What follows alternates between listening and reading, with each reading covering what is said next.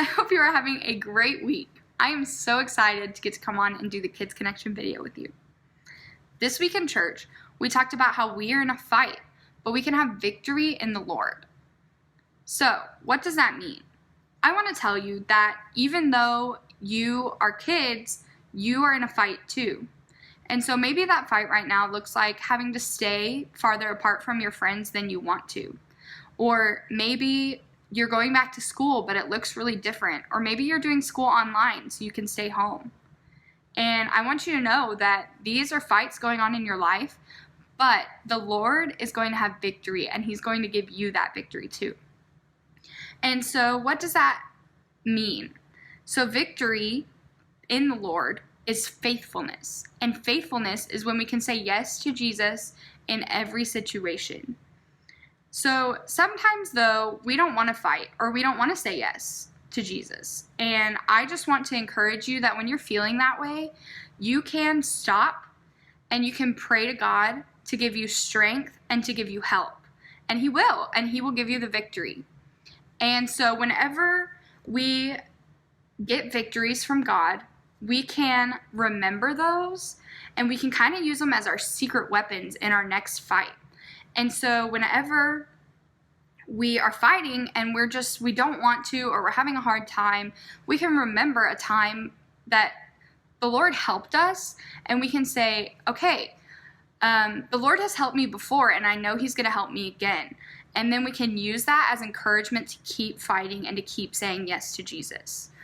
And so one thing that's really cool, though, is whenever we remember victories that the Lord has given us, we can share those with other people.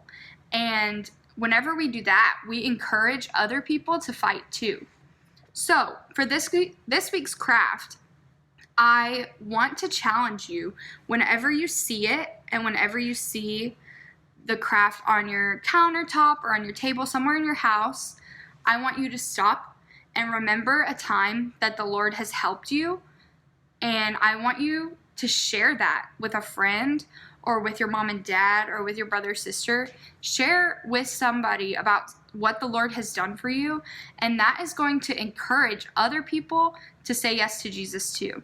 And that is a really awesome thing you can do to help yourself and other people have the courage and the strength to say yes to Jesus. First thing we're going to do is cut a circle out of our paper.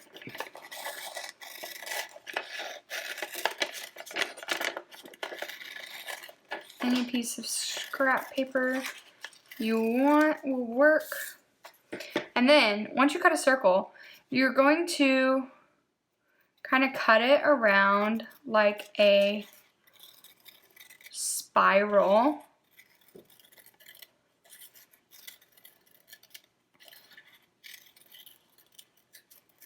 Until you get all the way around.